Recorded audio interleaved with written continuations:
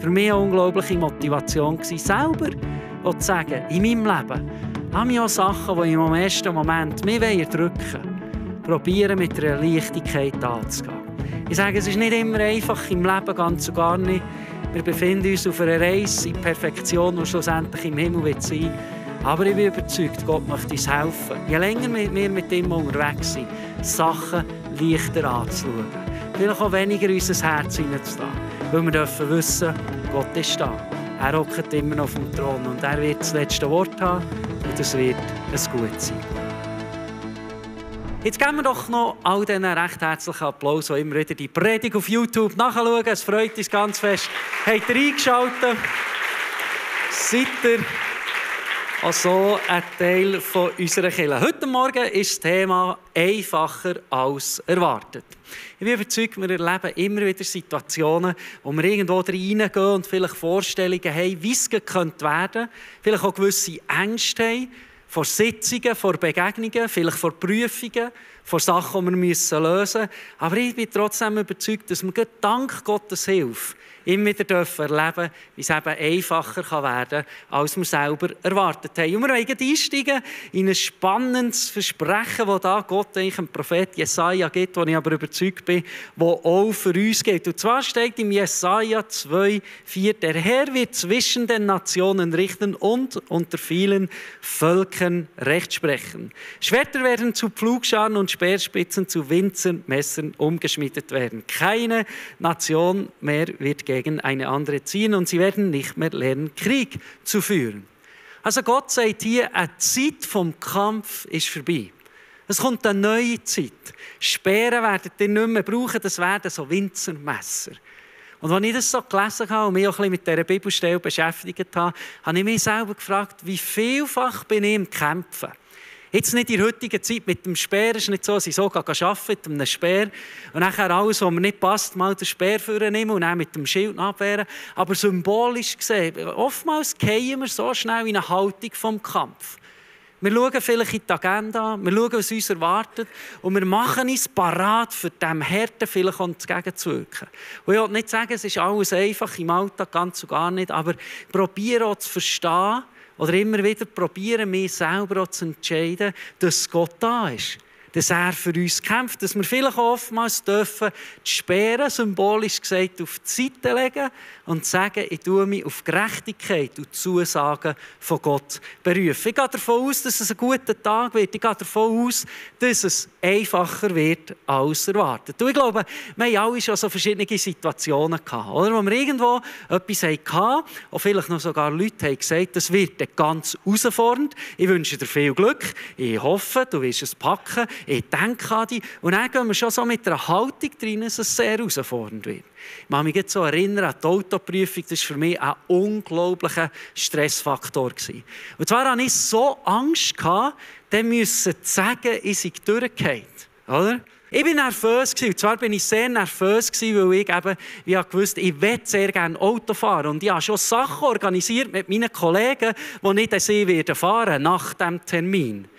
Und ich wusste, wenn ich jetzt versage, dann muss ich ihnen auch sagen, dass ich das nicht geschafft habe. Oder?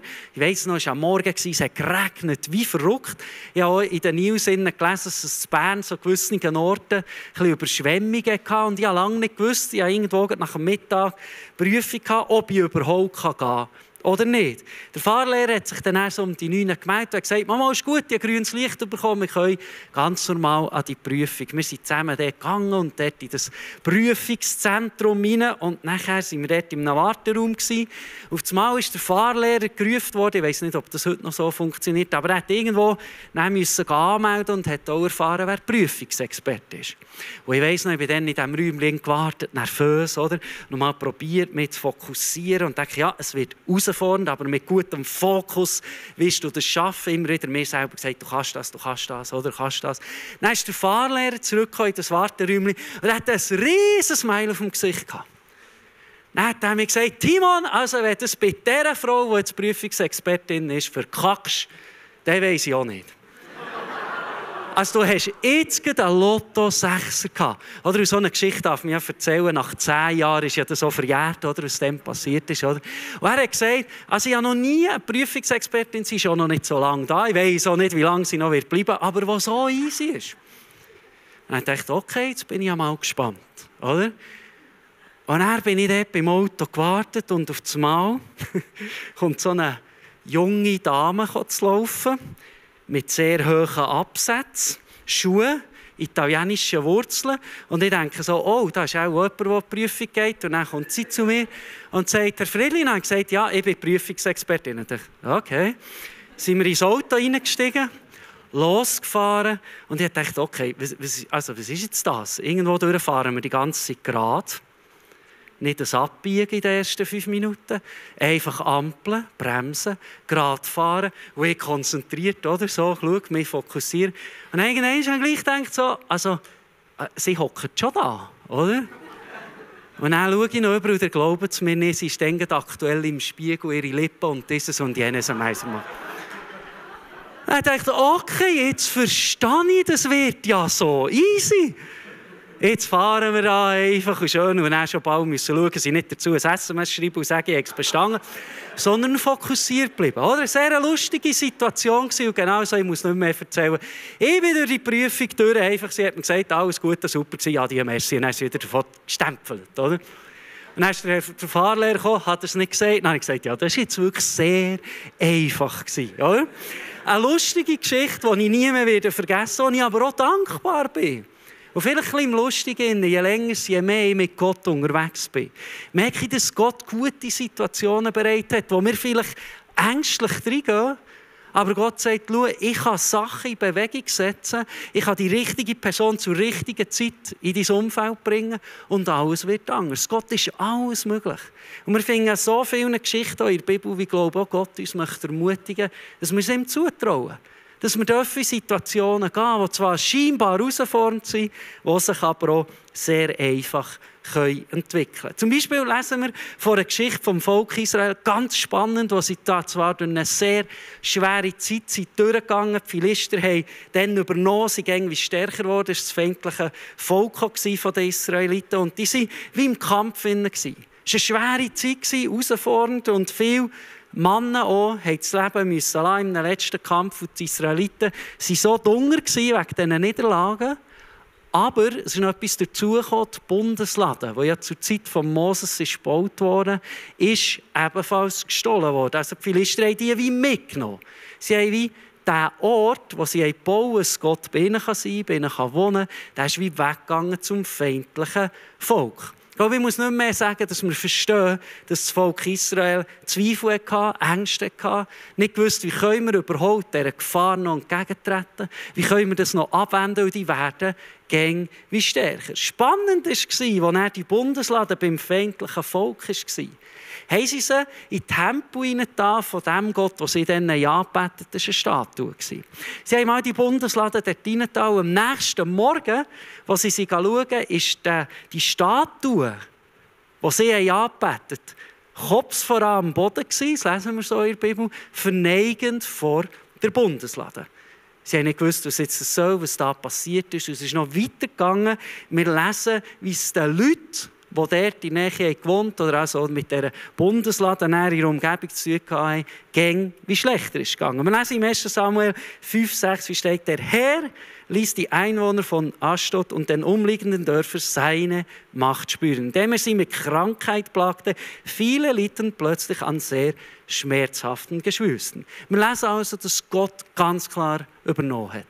Dass er mit seiner unglaublichen Kraft hat wie das Volk leiden. Und auch verstanden, die Israeliten waren zu diesem Zeitpunkt nicht mal fähig, irgendwo einen Plan zu schmieden, die Bundeslade zurückzuerobern. Wir lesen, wie es so weitergegangen ist, wie die Philister nicht gewusst haben, was sie machen wollen, weil es irgendwie schlimmer wurde, wie mehr sie geplagt wurden von Krankheiten. Es ist so weit gegangen, dass sie sich beraten und gesagt, wir müssen die Bundeslade wieder weghaben. Weil was ist, wenn das alles passiert?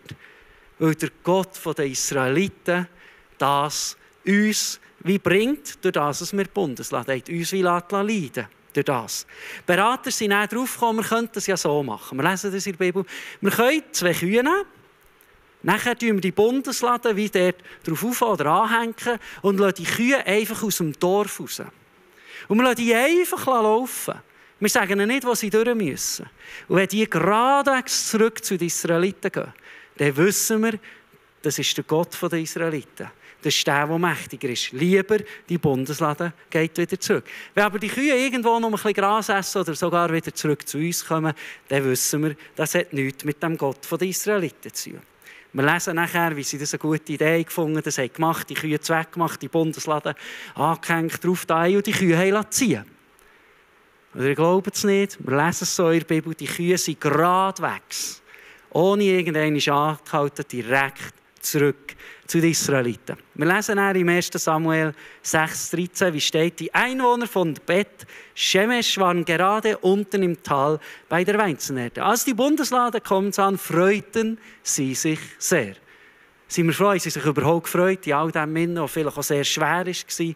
Aber auf was möchte ich eingehen? Was haben die Leute vom Volk von Gott dazu beigetragen, dass die Bundeslade zurückgekommen ist? Nichts. Sie haben gar nichts gemacht. Sie waren, glaube ich, nicht mal fähig, überhaupt einen Plan zu machen. Es ist so einfach gegangen, dass Gott hat eingegriffen und die Bundeslade wieder zurückgebracht hat.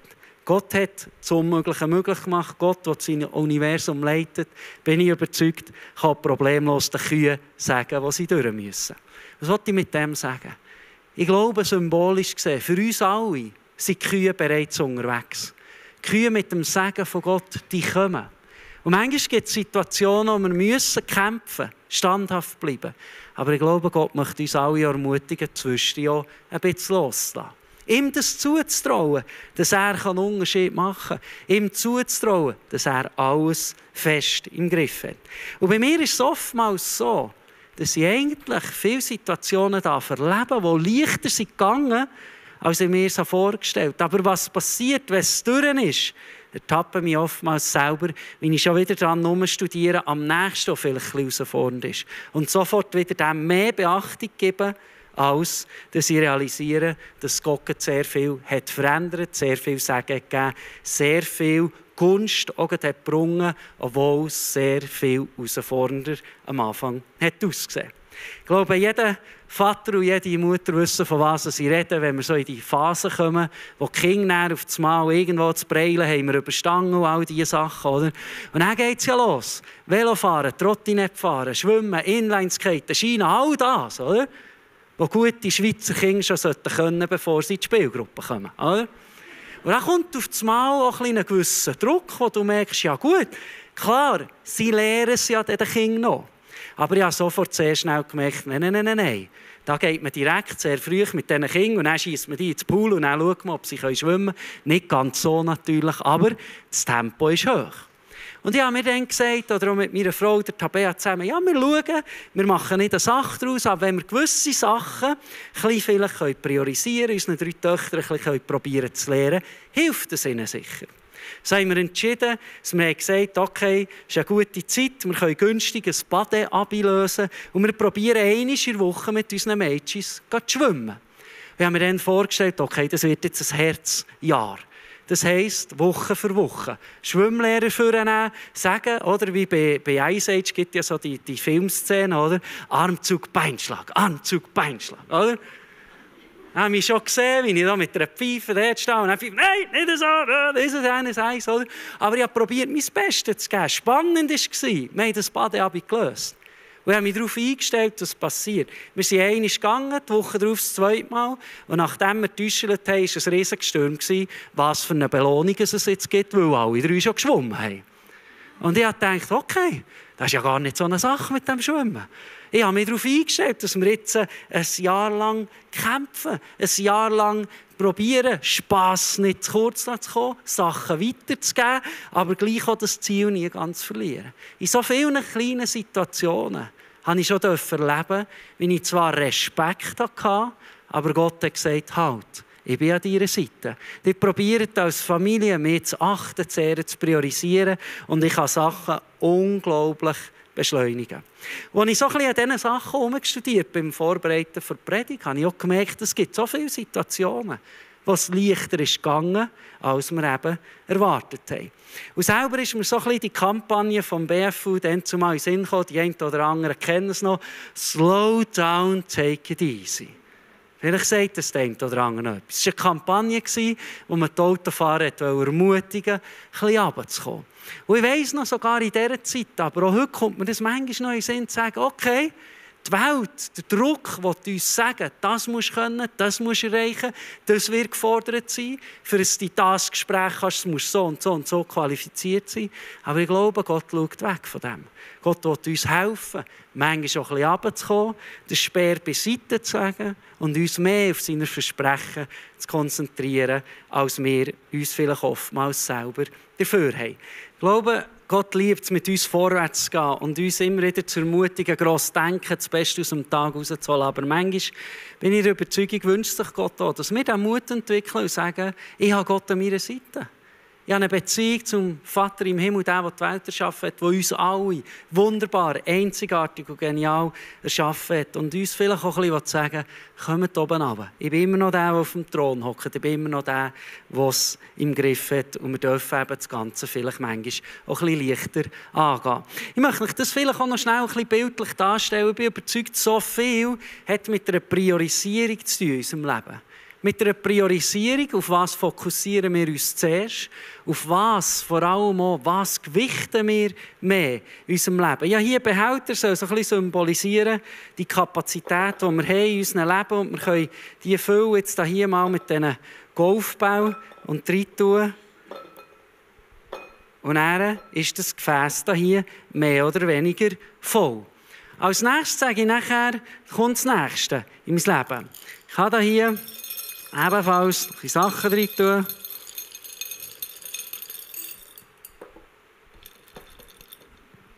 Ein bisschen shaken zwischendrin. Das Predigt gehen, das Herz auftun, dann schüttelt es ein bisschen. Und dann ist das Gefäß nach wie vor eigentlich voll. Und dann kommt noch das Weitere in unser Leben. Jetzt sind wir alle gespannt, ob das Gefäß nicht überfüllt. Aber spannend ist, ihr könnt es sehen, der Sang geht wunderbar zwischen runter. Was wäre passiert, wenn ich mit dem Sang angefangen hätte? Wenn ich diese Priorisierung gegeben hätte, dass ich zuerst den Sang eingefüllt hätte, dann Kieselsteine und erst am Schluss Golfball gewählt. Ich glaube, oftmals in unserem Alltag haben wir Sachen zu tun. Aber es ist die Frage, in welcher Priorisierung wir es gewichten. Für mich steht Golfball hier im Sinn der Versprechen von Gott. Der Zusagen, die Gott uns durch die Bibel, durch Geschichten, durch Predigen immer wieder geben möchte. Und wenn wir anfangen, wie zu sagen, das Gewicht am meisten, dann können Sachen, wie hier symbolisch gesagt, Kieselsteine, wo vielleicht darum geht, die Herausforderungen, die manchmal vielleicht auch sind, in der Ehe, in der Familie, beim Job oder was auch immer, die nachher aufgrund von dem gleich noch seinen Platz finden. Der Sang symbolisiert dann noch alles andere. Vielleicht das Haus, das Auto, das wir haben, dieses und jenes eins. Aber wenn wir anfangen, die kleineren Sachen zuerst in unser Herz hineinzulassen, und dann kommt noch das Familiäre, die Leute, die uns am wichtigsten sind und so weiter und so fort, hat es manchmal gar nicht Platz in unseren Herzen für die Versprechen von Gott. Und Gott meint es so gut mit uns. Und ich möchte mit dem sagen, wenn Gott unsere erste Priorität ist, bin ich überzeugt, wird vieles einfacher als erwartet. Manchmal tun unsere Emotionen ganz anders ausdrücken. Unsere Emotionen sagen, ich muss aufstehen und mich sofort um alles kümmern. Ich muss aufstehen am Morgen und jedes Problem angehen und lösen. Aber ich glaube, wir dürfen lernen, je länger wir mit Gott unterwegs sind, dass es so wichtig ist, dass wir als erstes sagen, halt, slow down, take it easy. Ich habe einen Gott an meiner Seite, der hat die Welt erschaffen. Ich habe einen Gott an meiner Seite, der kann ohne Probleme die Situation am Arbeitsplatz ändern. Der kann Leute bewegen, dass sie kündigen. Der kann Leute bewegen, dass sie bei uns arbeiten können. Der kann so viel mehr tun. Ich meine, wir lesen in der Bibel, dass Gott den Kühen gesagt hat, sie sollen geradewegs zurück zu den Israeliten laufen. Gott kann so viel mehr verändern und bewegen, als wir uns vorstellen können. Matthäus 6,33 steht, lebt in Gottes Gerechtigkeit und er wird euch all das geben, was ihr braucht. Was ist Gottes Gerechtigkeit? Wir lesen im Römer 4, wie der Paulus über Abraham redet und sagt, gerecht vor Gott wird eigentlich erklärt, wer grossen Glauben hat. Der Abraham ist gerecht von Gott erklärt worden, weil er Glauben hat. Darum möchte ich uns motivieren, nicht den Sorgen, die die Welt mit sich bringt, wie zu verfallen, sondern zu sagen, im Glauben kann ich standhaft bleiben. Ich priorisiere das. Ich probiere Gott sofort in den Alltag hineinzunehmen, noch bevor ich die Herausforderung angehe. Ich habe bereits erzählen, wir dürfen 3 Mädchen daheim haben, wo wir eine 1,5-jährige Tochter bereits haben, sind 2 Zwillingsmädchen auf die Welt gekommen. Und ihr könnt euch vorstellen, dass dann das eine oder andere ein bisschen chaotisch ist abgegangen bei uns daheim. Nach einer gewissen Zeit haben Tabea und ich das Gefühl gehabt, es wäre auch gut sie, die ja meistens daheim zu den Kindern schaut, dass sie an einem Abend in der Woche wirklich sich frei bewegen, entweder Sport machen oder was auch immer, und dass sie einen sogenannten Vaterabend machen. Mit diesen 3 kleinen Mädchen habe ich gewusst, okay, das wird ganz spannend und nicht ganz einfach, aber ich werde es probieren. Und ich werde nie mehr vergessen, den ersten Abend. Am Abend um 10 Uhr, überall ein Chaos. Ich war knutschdurch. Die Kinder waren erst vor kurzem eingeschlafen, obwohl sie viel früher hätten schlafen sollen. Und ich habe dann die Küche gemacht nachher, und die depressivste Musik abgelassen, die du nur können. Und ich weiss noch, wie ich die geschrubbt habe und gesagt, ich bin so ein Armer. Und eigentlich haben wir auch noch gar nicht entschieden, ob wir 2 oder 3 Kinder wollen, aber Gott hat mit den Zwillingen entschieden. Das sind 3 und ich bin nicht parat für das. Und jetzt habe ich doch meiner Frau gesagt, sie darf ganz gut jeden Montag, weil das wird ja so einfach, aber das war gar nicht einfach gewesen. Und ich habe wirklich nicht gewusst, wie ich diesen Abend einmal in der Woche wohlverstanden soll packen. Und dann war es wie Gott irgendwo in mein Herz hineinlegt. Schau, das sind 2 Varianten. Du kannst jeden Montagabend die Musik übertun und dann in deinem Selbstmitleid innen baden oder was auch immer. Oder du kannst mit mir zusammen probieren, Lösungen zu suchen, dass das geniale Leben wird. Du kannst mit mir zusammen in die Ebene hineingehen.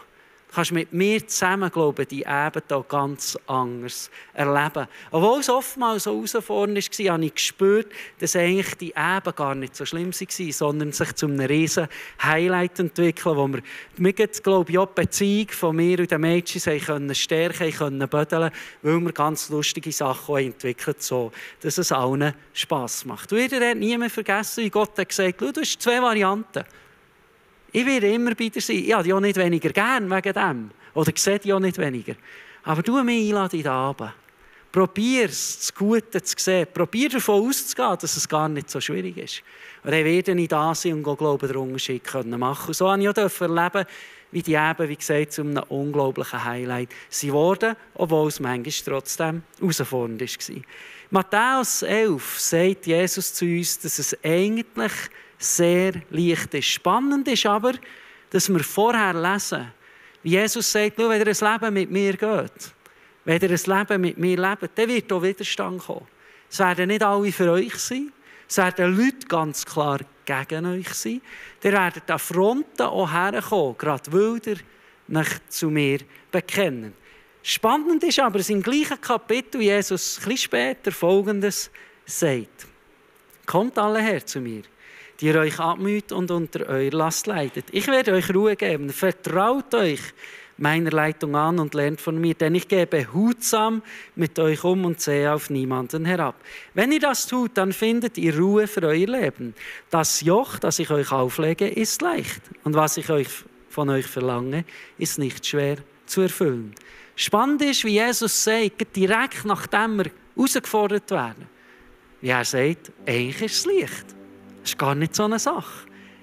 Und ich habe mich gefragt, auch beim Vorbereiten von dieser Predigt, mache ich persönlich vielleicht manchmal das Leichte chaotisch und schwer? Mache es vielleicht durch meine Ängste oder vielleicht sogar, weil ich nicht irgendwo Kraft nicht finde, es Gott zuzutrauen und das mutige Herz kann entwickeln. Oder eben vielleicht auch sogar Priorisierungen ein bisschen falsch gesetzt in meinem Leben. Dass ich anfange, zuerst mit allen To-Dos, die der Sang symbolisiert, und dann irgendwie noch probieren, Gottes Versprechen in die To-Dos hineinzudrücken. Und ich möchte uns alle ermutigen, fangen wir an mit dem, was Gott sagt für uns. Mit dem, was Gott für uns bereit hat. Gehen wir von dem aus, dass Gott in unseren Situationen mit drin ist. Und dadurch, dass wir persönliche Beziehungen auch durch Gottes Sohn Jesus pflegen dürfen wir einfach loslegen und reden und erzählen, wie es uns geht. Wir müssen nicht heilige Rituale machen, um überhaupt in die Beziehung zu kommen. Wir dürfen einfach sagen, morgen aufstehen, auch wenn wir uns vielleicht nicht so fühlen und irgendwo schon alles chattert und sagen, Gott, mit dir wird es ein genialer Tag. Mit dir wird es viel einfacher als erwartet. Vielleicht dürfen wir so in die Sitzung hineingehen, vielleicht in herausfordernde Gespräche hineingehen, vielleicht wenn wir etwas klären mit unseren eigenen Kindern oder was immer wir dürfen sagen. Es wird einfacher als es wartet. Nicht wegen uns, sondern wegen Gottes Hilfe.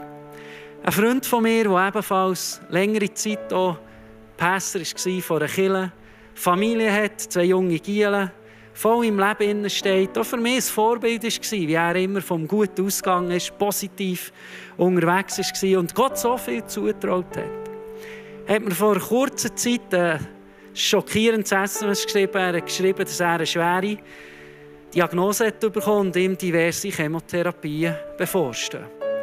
Er hat nicht irgendwo gesagt, dass er der Ärmste ist oder was auch immer, aber er hat geniale Möglichkeit aufbauen, dass man beten kann für ihn und die Familie und dass das alles gut kommt.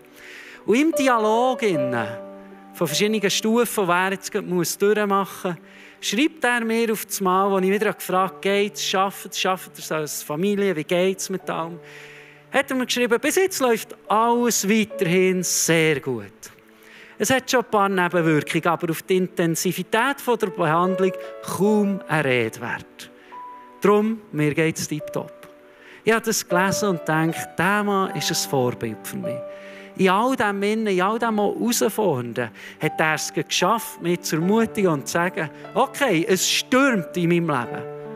Es stürmt so fest wie auch noch nie. Aber ich tue die Priorisierungen nicht ändern. Dank Gottes Hilfe, er ist bei mir. Wir werden das zusammen durchstehen. Für mich war es ein Zeichen, wie fest er im Glauben unterwegs ist, wie fest er sich an die Versprechen von der Bibel haltet. Ja, das in sein Herz hineingelassen. Und auch immer wieder sagt, es wird gut kommen. Und es wird schlussendlich, und das ist seine Hoffnung und sein Gebet, so viel gut kommen, wie es niemand erwartet. Für mich eine unglaubliche Motivation war, selber auch zu sagen, in meinem Leben habe ich auch Sachen, die im ersten Moment mich erdrücken wollen, probieren mit einer Leichtigkeit anzugehen. Ich sage, es ist nicht immer einfach im Leben, ganz und gar nicht. Wir befinden uns auf einer Reise in Perfektion, die schlussendlich im Himmel wird sein. Aber ich bin überzeugt, Gott möchte uns helfen. Je länger wir mit ihm unterwegs sind, Sachen leichter anzuschauen. Vielleicht auch weniger in unser Herz hineinzulassen. Weil wir dürfen wissen, Gott ist da. Er hockt immer noch auf dem Thron und er wird das letzte Wort haben und es wird ein Gut sein.